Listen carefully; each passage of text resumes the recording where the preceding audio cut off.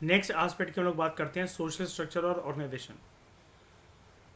Tamil Brahmi inscriptions जो कि बड़ी सारी जगह पर मिली हैं, वहाँ पर राजा को एड्रेस करा जाता था एस को। चीफ्टियंस को भी कभी कभार को ही बोला जाता था या फिर बोला जाता था कौन, जिसको कहते हैं कौन। ब्राह्मण जो थे they first appeared in the Tamil Nadu in the Sangam age. बड़े सारे जो ब्राह्मण थे दे फंक्शन एज पोएट्स, और राजाओं के द्वारा इनको काफ़ी ज़्यादा सपोर्ट मिलता था। और बड़े जनरोसिटी के साथ राजा महाराजा इनको ट्रीट करते थे, लाइक लैंड दे देना। याद है जैसे ब्रह्मदेव के बारे में मैं आपको बता रहा था। और हमने पढ़ा था ना इसके अंदर श्रेया वो फीचर कि कोई भी राजा का जो ऑफिशियल है, जो भी इंस्पेक्टर है, वो इनके लैंड नहीं जाएगा जो कि राजा ने इनको दे रखा है, और इनसे किसी भी प्रकार का ट्रिब्यूट या कुछ भी मांगा नहीं जाएगा। ठीक है। दो हाँ, though the concept of varna was known. Social classes जो थी अर्ली संगम पीरियड के अंदर they were not marked by acute caste distinctions, और ये जो फिनोमेना है it appeared in the later stages. और इसलिए जब ये anti caste along with anti Hindi जो एजुटेशन जब चले थे ना साउथ इंडिया के अंदर, तो ईवी रामास्वामी नेकर ने भी ये चीज़ कही थी कि देखो कास्ट जैसी चीज़ ना दक्षिण भारत की परंपरा नहीं रही है कि हम वर्णा सिस्टम या कास्ट सिस्टम को माने। ये नॉर्थ इंडियंस की भावना और उनकी टेंडेंसी और उनका एक सोशल स्ट्रक्चर रहता है।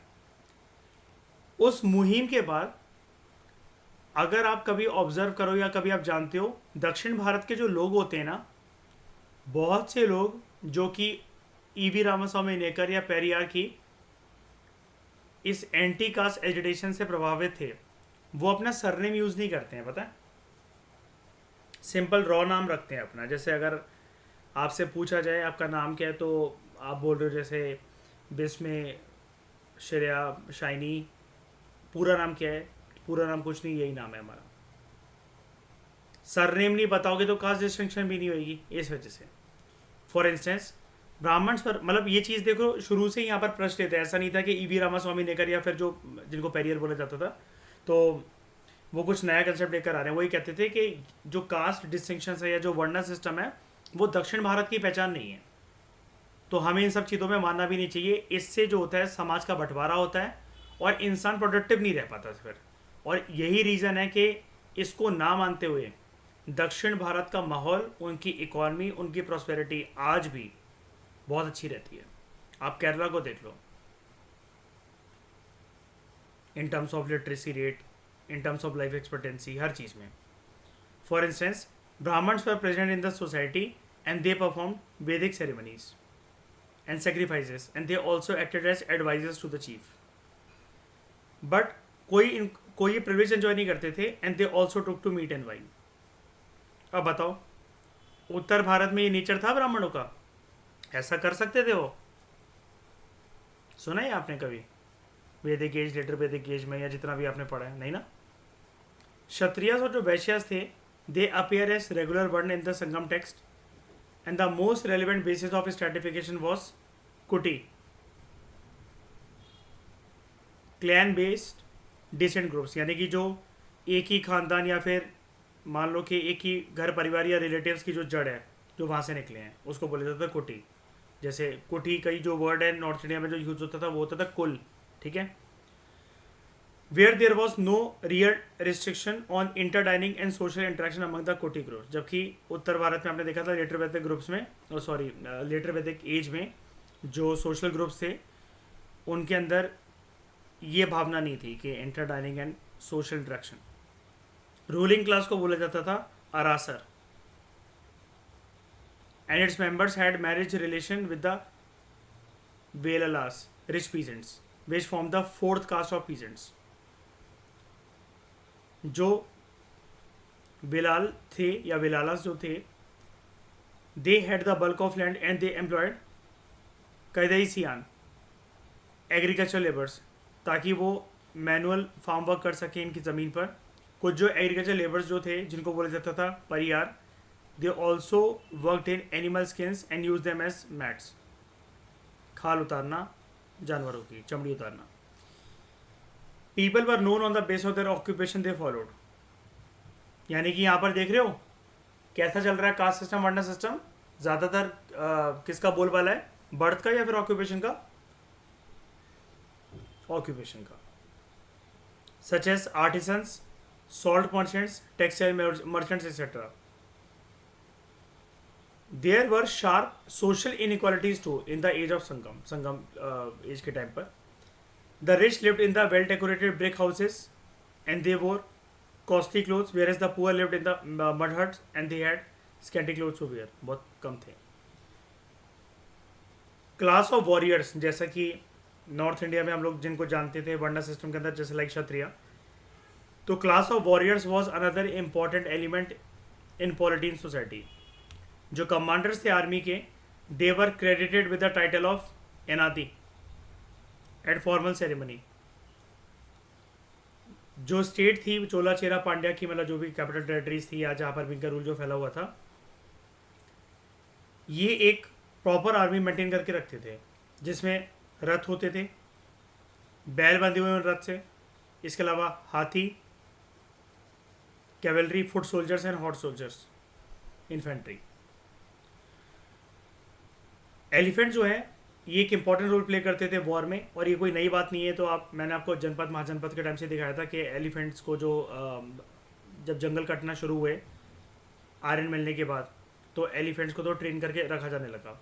while horses were imported by sea. War heroes occupied a special position in the society.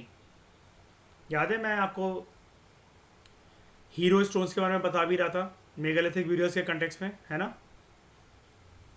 And a memorial stones called as Nadukal या Virukal, they were raised in honour of those who died in fighting and they were worshipped as god. तो इसको क्या बोलोगे आप, ये लिख लो, नदुकल और विरुकल.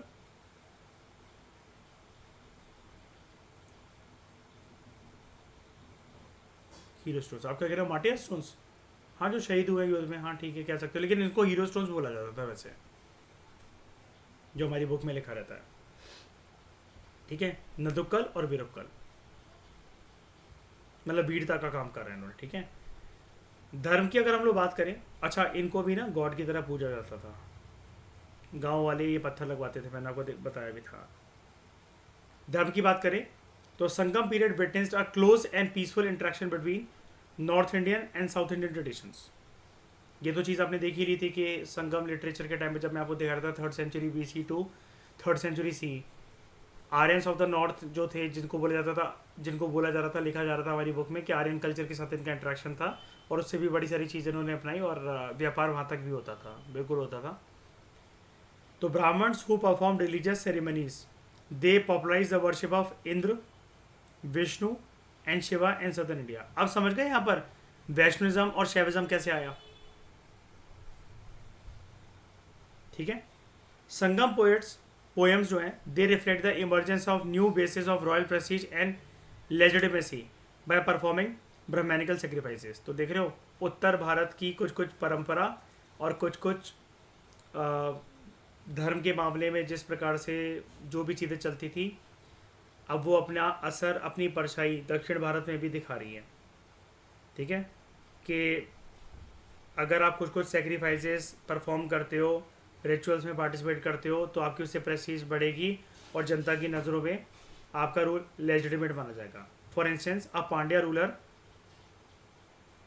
मुदु Kudumi, he took the title of Pal चलाई.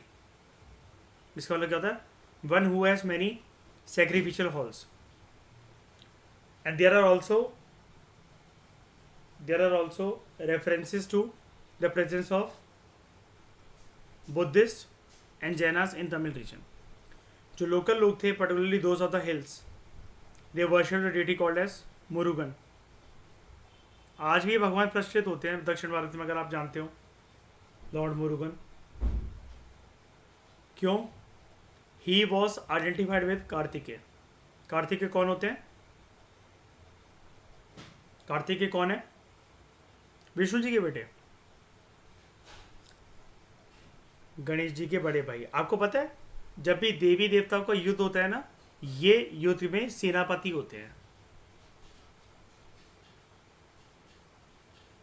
ये उस युद्ध के सेनापति होते जब भी देवी देवता का युद्ध होता है, इनको ये कमान दी गई है, रिस्पॉन्सिबिलिटी। तो war God in northern India, ठीक है। बाद में मेडिवल टाइम में इनको सुब्रमण्यम भी बोले जाने लगा। तो मैं मुरुगन का पहले आपको चित्र दिखाता हूँ।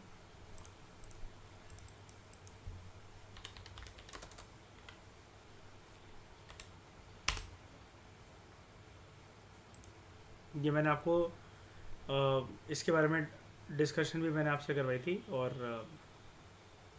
दिखाया भी था मैंने आपको तमिलनाडु, जब मैं 6th क्लास के पढ़ा रहा था तभी। ये not Murugan.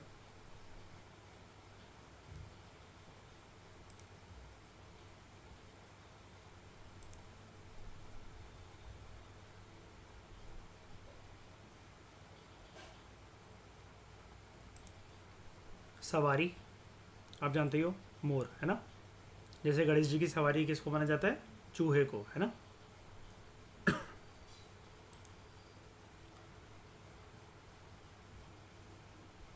The megalithic practice of providing for the dead continued in the Sangams to.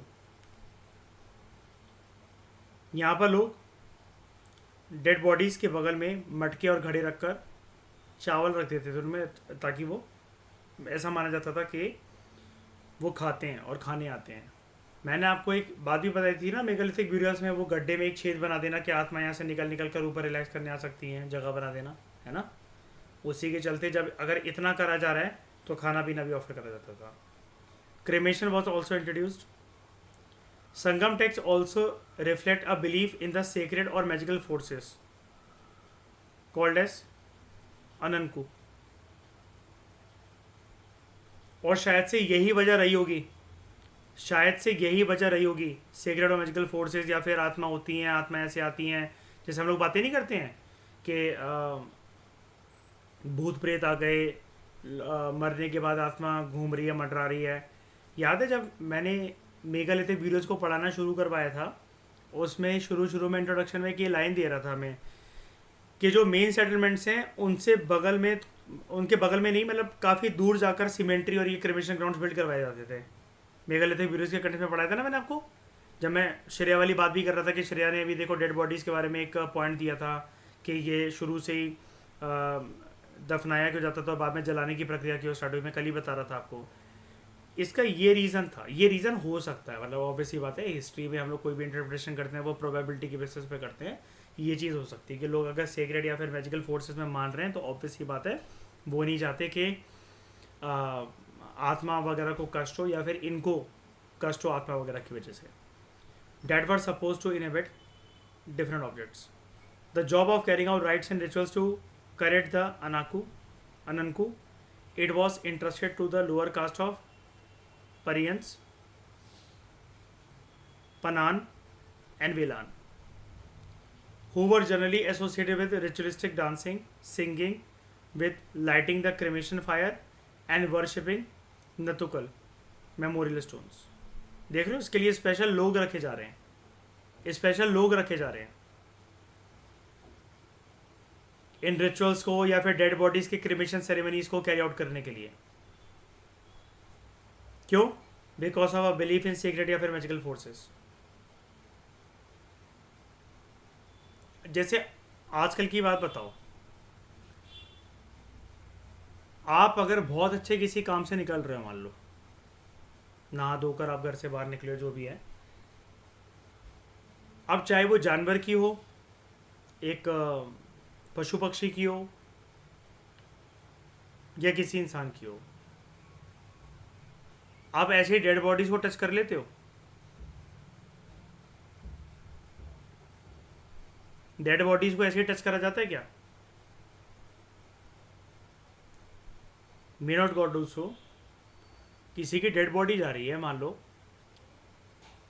और आप क्या उसको बोलोगे मतलब कि 1 मिनट ज़रा इनको नीचे उतारना, ज़रा मैं चादर उठा के देख लूँ, ज़रा छू लूँ मैं इनको? डेड बॉडी को जनरली टच कर लिया जाता है लोगों के द्वारा, बताओ। लोगों में एक डर होता है कि नहीं होता डेड बॉडी को टच करने का आज भी? हाँ कि ना? डर की बात कर रहा हूँ मैं, डर की। होता है ना? कई लोग किसी शमशान घाट के पास से जाते हैं और अजीब तरीके से बिहेव करते हैं तो घर वाले कहते हैं ना कि शायद से वहाँ पर गया था रात को, ये वो करके इसकी नज़रें उतार दो, भूत प्रेत ना लग गए उसके ऊपर। होता है ऐसी बातें आज भी ऑल ओवर इंडिया, है ना। शनिवार के दिन या दिवाली के टाइम पर कहते हैं ना चौक क्रॉस नहीं करना चाहिए, देख कर करना चाहिए, किसी ने नींबू मिर्च का टोना टोटका कर रखा हो तो हो सकता है उससे आप पूरे साल बीमार रहो। मैं ये बातों का प्रश्न कह रहा हूँ, मतलब हम सब देखो नॉर्मल ऐसे ही घर परिवार से आते हैं जहाँ पर ये सब बातें चलती हैं, है ना। तो बताओ ये होता है कि नहीं होता है, ऐसा माना जाता है कि नहीं माना जाता है ना।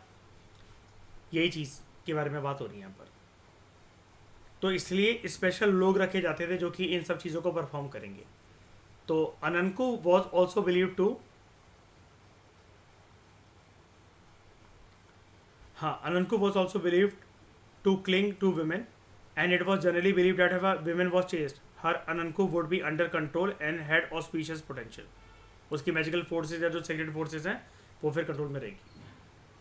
तो विमेन के बारे में अगर हम लोग बात करें, याद है सबसे पहले तो औरतों के बारे में जो जिक्र होना शुरू होता है संगम लिटरेचर में, वो कैसे होता है कि औरतों ने कुछ पोएम्स जो थी वो कंपोज करी थी, है ना।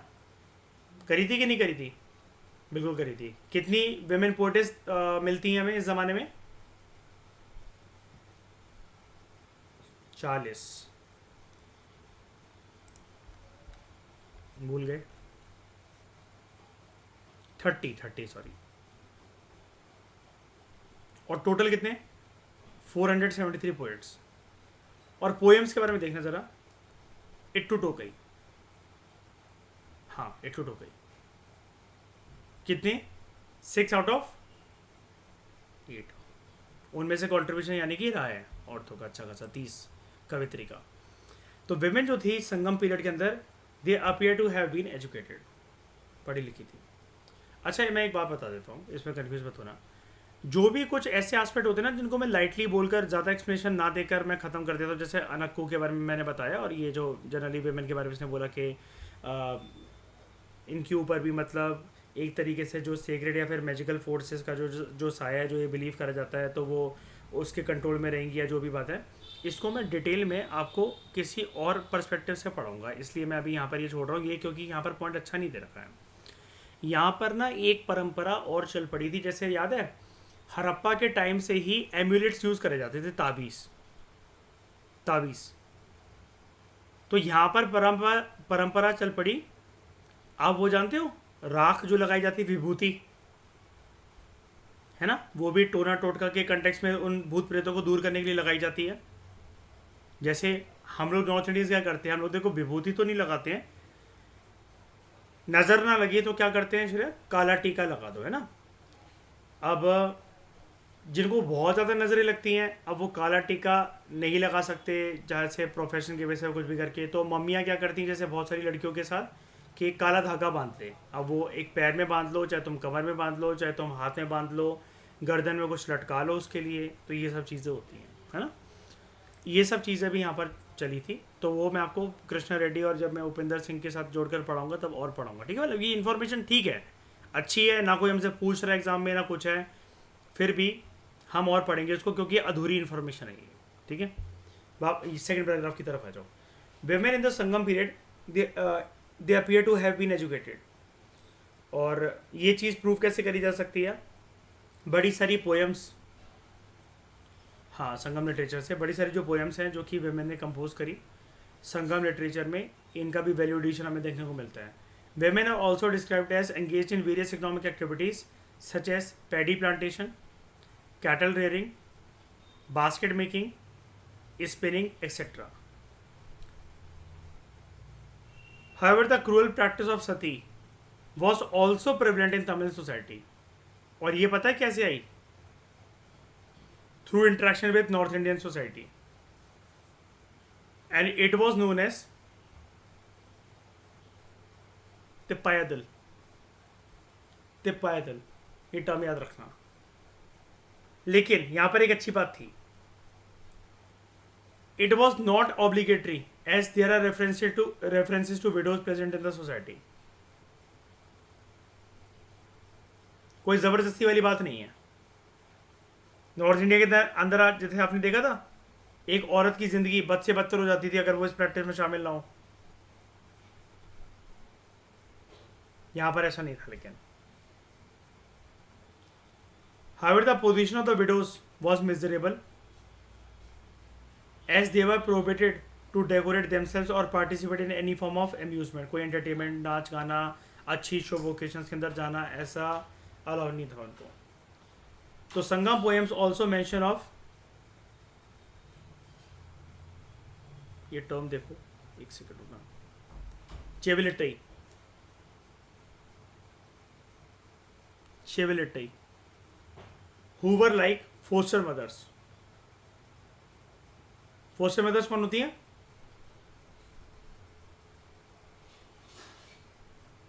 हाँ, ख्याल रखें, है ना। आप ख्याल भी रख सकती है श्रेया, और पापा के जाने के बाद बेल्ट भी बजा सकती है, ठीक है। वो फिर कह सकती है तो अपने आप जल गया था, पता नहीं कहाँ गिर गया, है ना। आंखें दिखा दिखा कर बेटा पापा को बताया जला दूंगी कल मैं, ठीक है। तो हूवर लाइक फोस्टर मदर्स, और वो फिर तब तक ही मार पाती जब तक बच्चे बड़े नहीं हो रहे हैं। फिर बच्चे वही करते हैं, बदला लेकर 10x की स्पीड पर, ठीक है। वो like foster mothers and seem to be closely associated with family members. हमारी इंडियन मूवीज़ में 90s 80s वाली जो मूवीज़ थी, जो कि हमारे घरों में चलती थी जब हम लोग छोटे थे, और हमारे पापा चाचा मम्मियाँ वगैरह ये जो मूवीज़ देखती थी ऋषि कपूर वाले ख़ानदानों की, तो उसके अंदर सौतीली माँ का रोल बहुत अच्छा होता था, है ना। कितना दुख देती है, क्या करती है ना।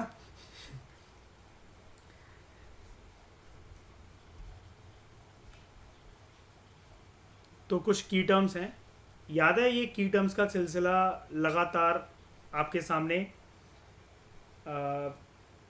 वैदिक एज वाले चैप्टर से लगातार चला आ रहा है। अर्ली वैदिक एज में आपने देखा था टेबल, लेटर वैदिक एज में देखा, फिर जनपद महाजनपद में देखा आपने, मौर्य एम्पायर के अंदर देखा आपने ये।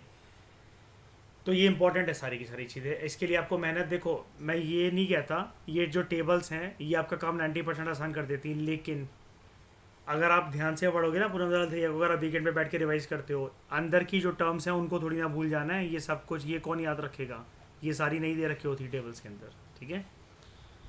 तो Kalattika, he was superintendent of pearl fisheries.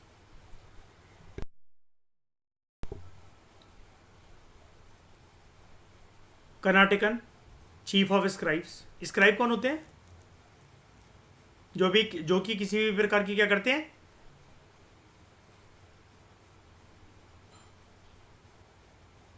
हाँ तो मैं ये क्या लिख रहा हूँ मैं ये, हाँ हाँ हाँ वही, मतलब समझ जाओ, ठीक है। देखो सीख गए ना देख करके, तमिल है ये, है ना।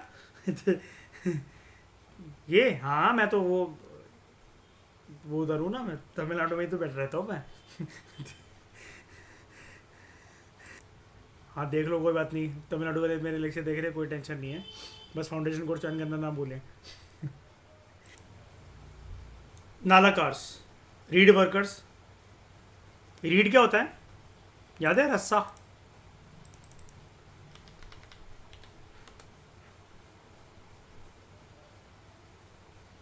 जो कि बनता है इससे, ये गट्ठा ही जो बनाया जाता है। और मैंने आपको एक कोकोनट रीड वाली चीज़ भी दिखाई थी, उससे भी बनता है, उसके छाल से, है ना, कॉयर, रीड कॉयर, है ना। उसके बाद लोना कार्स, सॉल्ट मेकर्स। कोलू वनिकन, ट्रेडर इन प्लोशेयर।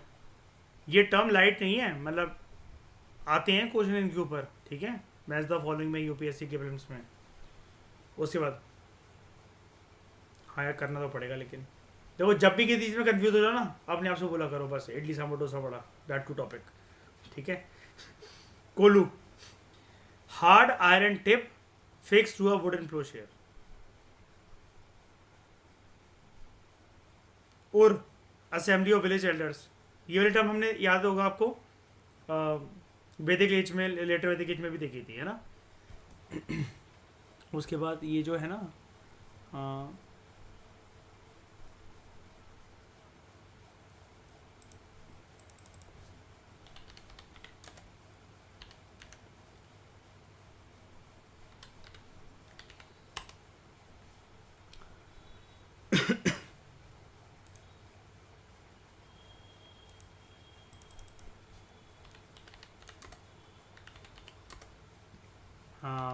मैं दिखाता हूँ, लेकिन आयरन टेप इन फ्लो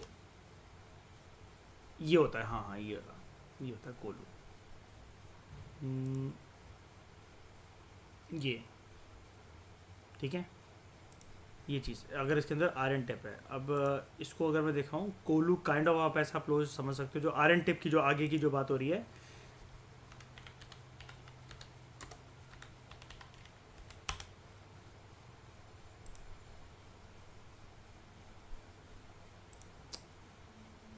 इसके हाँ इसी के अंदर तो यूज़ होता है मेरे ख्याल से ये। हाँ हाँ,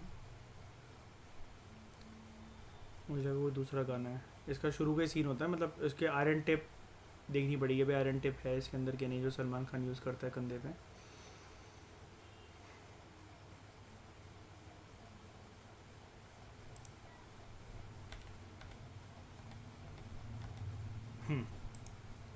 ये तो देखो, हाँ ये वुड है, आयरन नहीं है।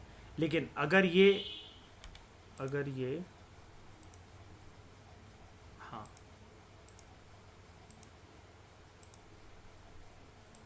ये आयरन का अगर ये पूरा का पूरा जो टिप है इसकी, इसको कोलू बोला जाता है।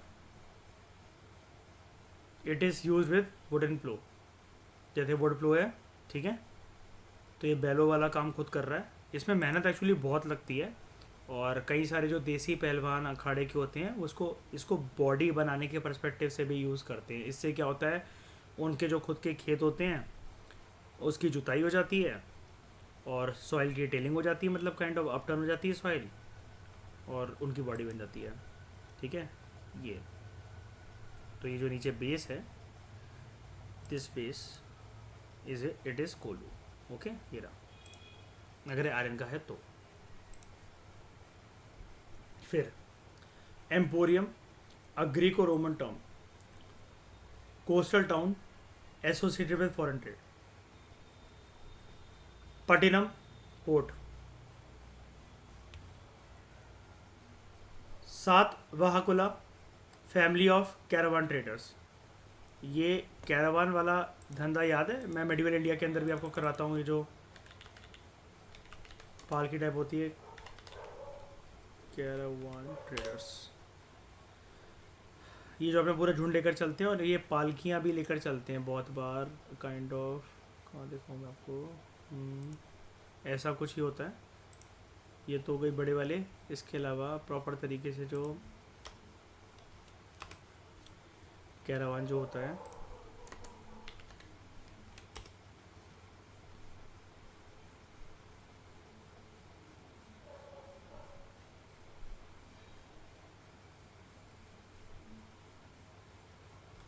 हाँ ठीक है चलो यार, आप इसी को मान लो। ये ऐसे छोटे वाले कैसे भी हो सकते हैं, वो ये वाले हो सकते हैं, और ये वाले हो सकते हैं, समझ आने के लिए। अब इनका जो पूरा का पूरा जो फैमिली थी ऐसी, जो कि सिर्फ झूठ के साथ अपना पूरा व्यापार वगैरह वो करती थी, अपने बच्चों को मतलब साथ साथ लेकर चलना, ये हमने पढ़ा भी था और हम पढ़ेंगे भी मेडिवल इंडिया में। तो ये कैरावान ट्रेडर्स का काम तो बहुत पुराना है, ठीक है। तो इसको बोला जाता था सातवाकुला। उसके बाद कुंभकार कुला, फैमिली ऑफ पॉटर्स। सेथीकुला, अब देख रहे हो कुल कुल की जहाँ पर भी बात हो रही है वो फैमिली फैमिली होंगी सारी की सारी। सेथीकुल या कुला, family of merchants come bankers, ठीक है। उसके बाद कमारकुला, फैमिली ऑफ मेटल स्मिथ। अता विराखी कुला, फैमिली ऑफ फॉरेस्ट गार्ड्स। धना वनिजक धन वनिजका कुला, फैमिली ऑफ ग्रेन मर्चेंट्स। मतलब ये किस में व्यापार कर रहे हैं, अनाजों में। अब ये कौन होते थे, यहाँ पर देखो,